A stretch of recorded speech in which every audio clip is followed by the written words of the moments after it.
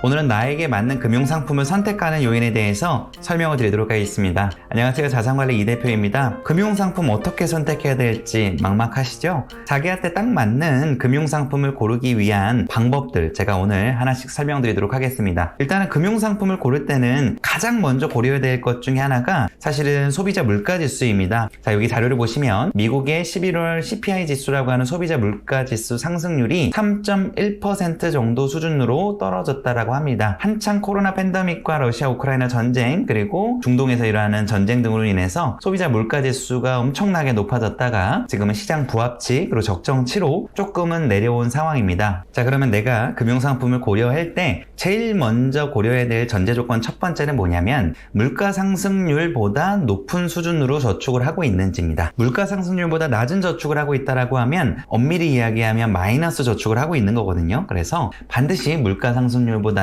높은 저축 수단을 선택을 해야 된다라고 하는 걸 기억해 주시면 좋을 것 같고요. 두 번째로는 금융상품을 고려할 때는 자기의 투자 성향이라는 게 있잖아요. 투자 성향을 선택할 때는 안정성을 내가 추구를 하는지 수익성을 추구하는지 혹은 거래 비용은 또 어떻게 되는지 유동성은 어떻게 되는지 이런 것들을 따져보셔야 되거든요. 안정성이라고 하는 거는 말 그대로 내가 금융상품을 투자함에 따라서 손실 볼 수 있는 가능성이 있는지를 이야기합니다. 자, 여기 자료를 보시면 금융상품들을 구분을 할 때 이제 원금에 대한 손실 가능성이 있는지 없는지에 따라서 먼저 일단은 설정을 하게 되고요. 그 안에서 원금 손실 가능성이 있는 상품이라고 했을 때 파생 상품인지 아니면 이제 장내에서 거래할 수 있는 증권 상품인지 이런 것들에 따라 달라지고 파생 상품 같은 경우에는 그 안에 장내 파생 상품인지 장외 파생 상품인지 이렇게 나눠지게 돼요. 이렇게 생각하면 쉽습니다. 내가 목표로 하는 수익률이 예를 들어서 10%다. 그러면 원금 손실 가능성도 그 정도를 생각을 해주시면 돼요. 자,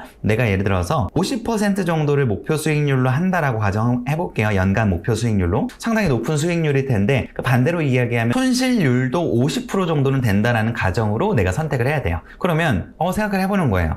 내가 50%를 추구를 하지만 마이너스 50%도 될 수 있겠네 라는 걸 생각했을 때 나는 그건 좀 무서운 것 같아 라고 했을 때는 그 투자를 안 하시면 돼요. 그러면 조금씩 자기한테 맞는 범위들이 생겨나겠죠. 그럼 그 범위들을 내가 정하는 거예요. 나는 목표 수익률을 한 10% 정도로 해야 되겠다. 그러면 목표 수익률 대비했을 때 나는 손실 볼 가능성도 마이너스 10%까지는 열려 있구나 라는 생각을 하게 되면 일단 기본적인 구축은 된 거예요. 그럼 나는 이 정도 선에서 금융상품을 골라야지 라는 게 되는 거고, 금융상품을 선택하게 되면 이제 금융상품 매트릭스라는 걸 보시면서 금융상품들이 수익률별로 다양하게 있지만 나는 목표로 하는 수익률과 손내 감실 가능한 수익률이 이 정도 되니까 이 안에서 선택을 해야 되겠구나 라는 게 이해가 되시는 거예요. 일단 이 기본적인 내용을 좀 이해해 주시면 좋을 것 같고요.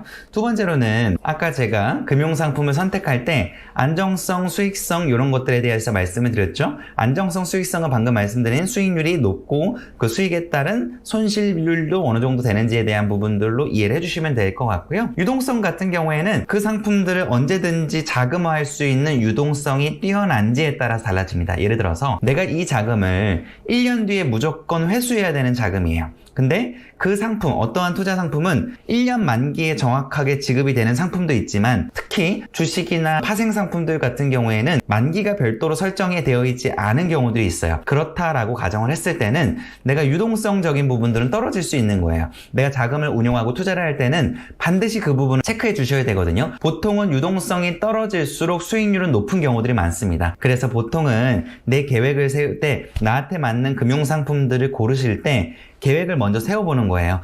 내가 2, 3년 정도는 운용 가능한 자금이야. 그리고 목표 수익률은 이 정도로 정했고 감내 가능한 손실률도 이 정도로 정했어.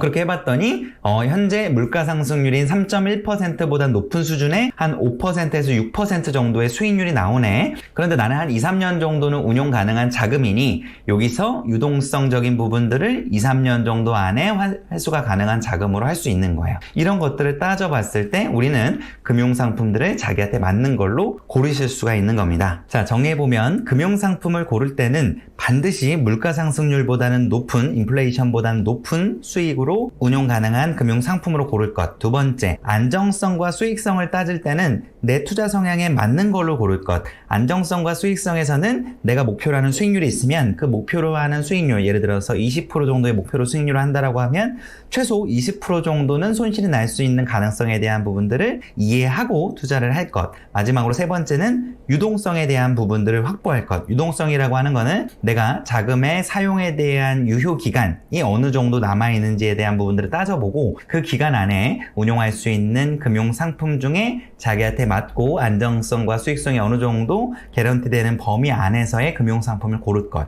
이렇게 정하시면 나한테 맞는 금융 상품들이라는 거를 찾아보실 수가 있으실 겁니다. 여기 보시면 금융 상품들이 정말 다양하게 있죠. 뭐 예적금도 있고 청약, 주식 투자, 뭐 펀드, 채권, 다양한 금융 상품들이 있는데 이것들을 정해보면 내가 투자할 수 있는 금융 상품이 어느 정도 나오실 겁니다. 이 부분을 반드시 참고하셔서 성공적인 투자하시길 바라겠습니다.